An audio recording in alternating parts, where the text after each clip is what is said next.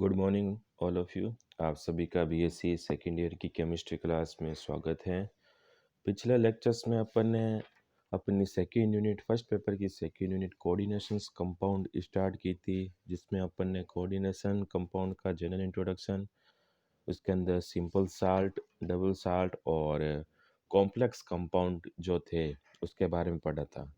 आज का हमारा टॉपिक है कि जटिल आयन निम्न प्रकार के हो सकते हैं, अर्थात संकुल यौगिकों का विभाजन होने से निम्न प्रकार के आयन बन सकते हैं। ठीक है, अब अपन कॉम्प्लेक्स जो कंपाउंड है उसके डिसोसिएशंस के बारे में पढ़ेंगे। जब कॉम्प्लेक्स कंपाउंड जब टूटते हैं तो कौन कौन से आयन रिमूव हो सकते हैं। ठीक है, क्योंकि कॉम्प्लेक्स कंपाउंड जब टूटते हैं तो केवल एक धनायन या केवल एक ही ऋण आयन है उसमें से रिमूव होता है। कंप्लीट है जो कि उसके कॉम्प्लेक्स कंपाउंड का डिसोसिएशन नहीं होता। पहला है साधारण आयन तथा जटिल धनायन। साधारण ऋणायन तथा जटिल धनायन। ठीक है, अब जैसा CuNH3 का होल 4SO4 है, अगर ये डिसोसिएट होगा तो किस में टूटेगा? CuNH3 whole 4+2 plus SO4-2। मतलब नॉर्मली तो ऋणायन इसमें से रिमूव होगा और जो जटिल कॉम्प्लेक्स के रूप में जो धनायन है वो रहेगा। सेकंड है साधारण धनायन तथा जटिल ऋणायन। ठीक है, K2NiCN4 टूटता है तो K2K प्लस प्लस NiCN4-2। ठीक है, जो पॉजिटिव चार्ज है वो तो नॉर्मली रहेगा और NiCN4-2 जो है वो कॉम्प्लेक्स फॉर्म में रहता है। तीसरा है जटिल धनायन तथा जटिल ही ऋणायन। ठीक है, जो कॉम्प्लेक्स और ज़्यादा जटिल हो, ठीक है, तो दोनों ही जो आयन होंगे वो जटिल फॉर्म में रहेंगे, जैसे CuNH3 का होल 6 और CrCN6। ठीक है, तो क्या टूट किस में टूटेगा? CuNH3 का होल 6+3 में धनायन में और CrCN का होल 6-3 जो ऋणायन के तौर पर रहता है। चौथा है उदासीन जटिल आयन। ठीक है, न्यूट्रलाइज किस में रहेंगे? जैसे NiCN4 है और FeCO4 का होल पेंटा है, वो न्यूट्रलाइज तौर पर रहता है। जटिल आयन में केंद्रीय धातु, परमाणु या आयन निश्चित संख्या में लिगेंडों से जुड़कर भिन्न भिन्न आकृतियों का निर्माण करते हैं, जिसे अपन क्या कहते हैं? समन्वय बहुफलक कहते हैं। उदाहरण के तौर पर जैसे समन्वय संख्या 4 से चतुष्फलकीय व समतल वर्गाकार आकृतियों का निर्माण होता है। ठीक है, अब अगर अब इसकी स्ट्रक्चर्स की बात करें कि जो कोऑर्डिनेशन नंबर 4 है वो कौन कौन से स्ट्रक्चर्स का फॉर्मेशन करते हैं? एक तो टेट्राहाइड्रल, ठीक है, और एक समतल वर्गाकार स्क्वायर। ठीक है, उसी प्रकार अगर अपन समन्वय संख्या 8 की बात करें, ठीक है, ऑक्टाहाइड्रल्स की, तो ऑक्टा समन्वय संख्या 8 वाले ऑक्टाहाइड्रल स्ट्रक्चर्स का फॉर्मेशन करते हैं। अब अपन बात करते हैं डबल साल्ट और कॉम्प्लेक्स कंपाउंड के बीच का कंपैरिजन। ठीक है, कि इन दोनों में क्या क्या डिफरेंस होता है। सबसे पहले अपन बात करते हैं डबल साल्ट की, कि इससे बनाने के लिए दो साधारण लवणों को सममोलर अनुपात में मिलाते हैं। ठीक है, जबकि जो संकुल यौगिक है कॉम्प्लेक्स कंपाउंड है, इसे बनाने के लिए सममोलर अनुपात में मिलाने की आवश्यकता नहीं होती। पहला अंतर तो ये हो गया। दूसरा अंतर, डबल साल्ट के वियोजन से साधारण ऋणायन तथा साधारण धनायन बनते हैं। ठीक है, जब डबल साल्ट का अपन डिसोसिएशन करते हैं तो नॉर्मल ऋणायन तथा नॉर्मल धनायन का फॉर्मेशन होता है। अगर अपन वहीं संकुल यौगिकों की बात करें तो इसके वियोजन से कम एक जटिल आयन बनता है। ठीक है, अपन ने पहले देखा था कि जब कॉम्प्लेक्स कंपाउंड का डिसोसिएशन होता है तो केवल या तो साधारण धनायन का निर्माण होता है या साधारण ऋणायन का निर्माण होता है। ठीक है, मतलब एक ना एक आयन है जो जटिल फॉर्म में रहता है। तीसरा अंतर, इनमें धातु आयन सामान्य ऑक्सीकरण अवस्था प्रदर्शित करते हैं। ठीक है, जबकि वहीं अगर अपन संकुल यौगिकों में देखें तो संकुल यौगिकों में एक ही धातु आयन भिन्न भिन्न ऑक्सीकरण अवस्था प्रदर्शित करता है। दिक् लवण का अस्तित्व केवल ठोस अवस्था में होता है। ठीक है, लेकिन इनका अस्तित्व ठोस तथा विलीन अवस्था दोनों में रहता है। ठीक है, क्योंकि दिक् लवण है वो विलीन अवस्था के अंदर डिसोसिएट हो जाते हैं और डिसोसिएट होकर विघटित होकर साधारण लवणों के अंदर परिवर्तित हो जाते हैं। केवल इनका ठोस लवणों में ही अस्तित्व रहता है। पांचवा, दिक् लवण सभी आयनों का परीक्षण देता है।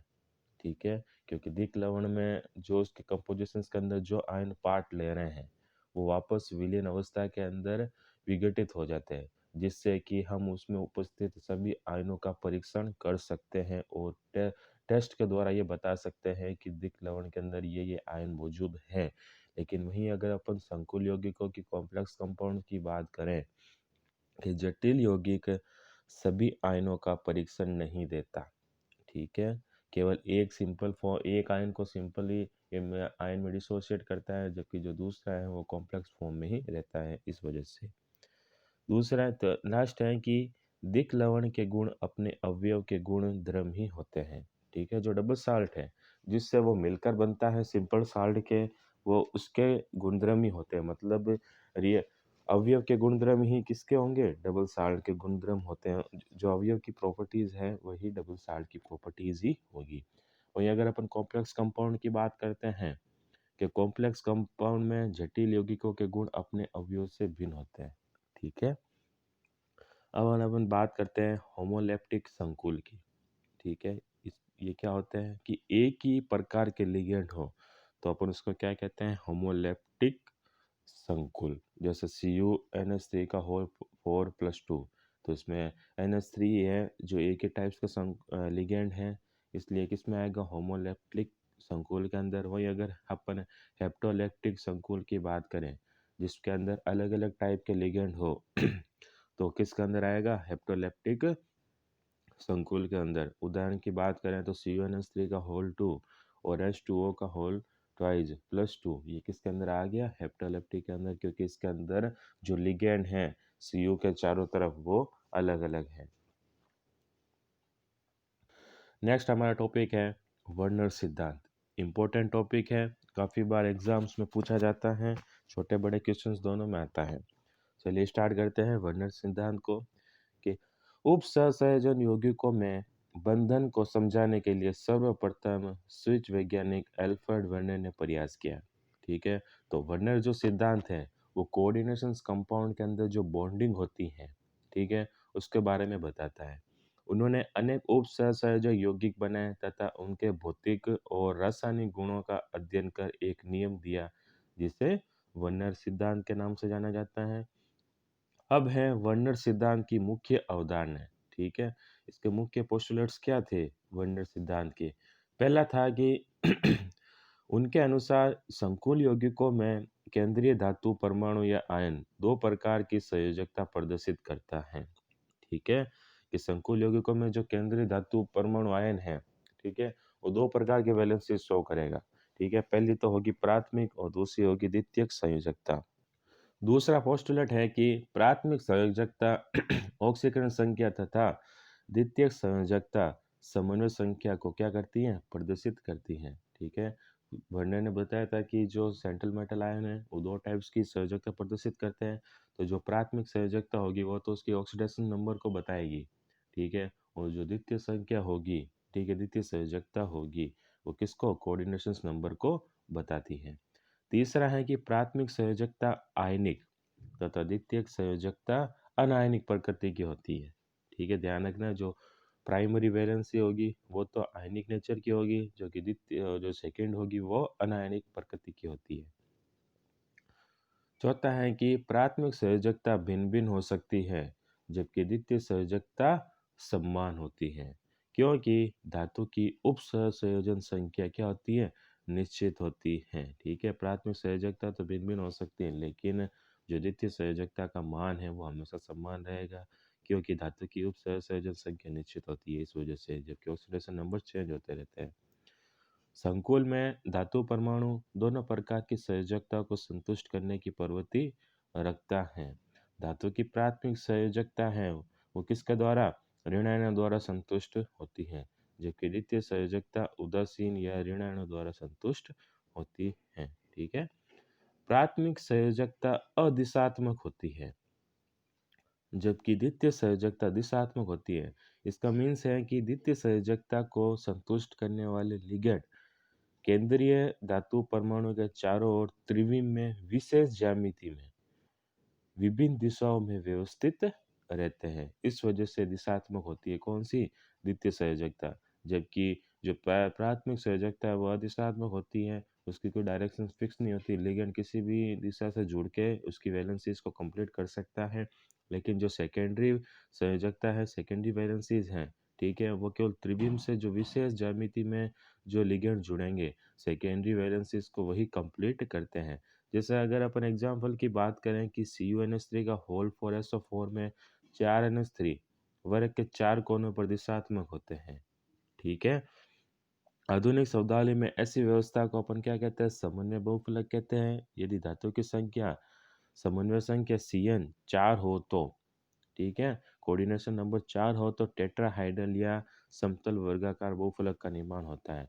और यदि 6 हो तो अष्टफलकीय स्ट्रक्चर का फॉर्मेशन या ऑक्टाहाइड्रल स्ट्रक्चर बहुफलक का निर्माण होता है। सातवां, प्राथमिक संयोजकता को अपन dot dot dot dot line द्वारा प्रदर्शित करते हैं, जबकि द्वितीय संयोजकता का अपन सीधी स्ट्राइट गहरी लाइन के द्वारा प्रदर्शित करते हैं। ध्यान रखना, यदि दोनों संयोजकताओं को सामूहिक रूप से लिखना चाहें तो कैसे लिख सकते हैं? दोनों डॉट डॉट लाइन और सीधी गहरी लाइन को अपन साथ में लिख के उसको प्रदर्शित कर सकते हैं। अब है कि वर्नर सिद्धांत का प्रायोगिक सत्यापन। अब वर्नर ने जो पोस्टुलेट्स दिए थे उसका प्रैक्टिकली कैसे सत्यापन है, देखते हैं कि वर्नर ने COCl3 विलयन में प्राप्त मात्रा में NH3 मिलाकर भिन्न भिन्न विलयन तैयार किए, ठीक है। वर्नर ने COCl3 विलयन में पर्याप्त मात्रा में क्या मिला है? NH3 मिलाकर अलग अलग सॉल्यूशन बनाए अलग अलग मात्रा के, ठीक है। और प्रत्येक विलयन में क्या डाला उसने? HgNO3 का विलयन मिलाया। देखा कि प्रत्येक विलयन में AgCl के भिन्न भिन्न मोल अवक्षेपित होते हैं, जिसको निम्न प्रकार सारणीबद्ध कर सकते हैं। तो वर्नर ने अपने प्रयोग को सत्यापित करने के लिए सबसे पहले तो COCl3 विलयन में क्या डाला उसने? NH3 मिलाकर अलग अलग कंसंट्रेशंस के सॉल्यूशन तैयार किए। फिर उसने क्या किया? प्रत्येक में क्या डाला? AgNO3 का सॉल्यूशन डाला। अब AgNO3 COCl3 से रिएक्शंस करके कौन सी पीपीटी बना रहा था? AgCl की पीपीटी। और जो AgCl की पीपीटी थी वो अलग अलग कंसंट्रेशंस वाले सॉल्यूशंस के अंदर जो थी अलग अलग थी, ठीक है। इसको अपन अलग अलग सारणी के द्वारा समझ सकते हैं। चालकता, जैसे कि वर्नर ने अपने कंसेप्ट में अलग अलग मोल के जो सॉल्यूशन तैयार किए थे उसके बारे में अपन स्टडी करेंगे। कि पहली है चालकता, ठीक है। सीरियल नंबर देख सकते हैं, संगठन समान है कि COCl3 के अंदर पहले कितने NH3 थे? 6NH3। दूसरे के अंदर 5NH3 थे।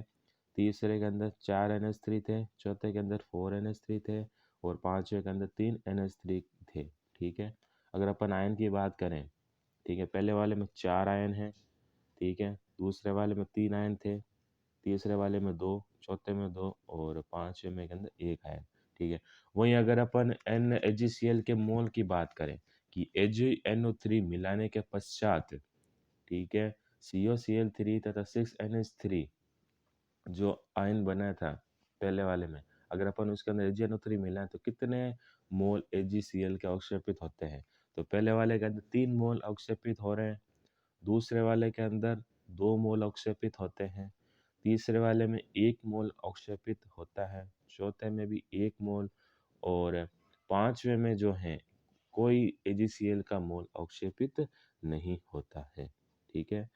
अभी अगर अपन सूत्र की बात करें, ठीक है, तो अगर जो AgCl के मोल अवक्षेपित हो रहे हैं उसकी कंपोजिशंस क्या हो सकती है तथा उसके अलावा जो शेष मोल बचे हैं उसकी कंपोजिशंस, कंपाउंड की कंपोजिशन क्या होगी कि CONH3 6 होल कोष्टक Cl3 कैसे कलर का होगा? नारंगी पीले कलर का। वहीं अगर अपन COCl NH3 होल 5 Cl2 की बात करें वो बैंगनी कलर का होता है।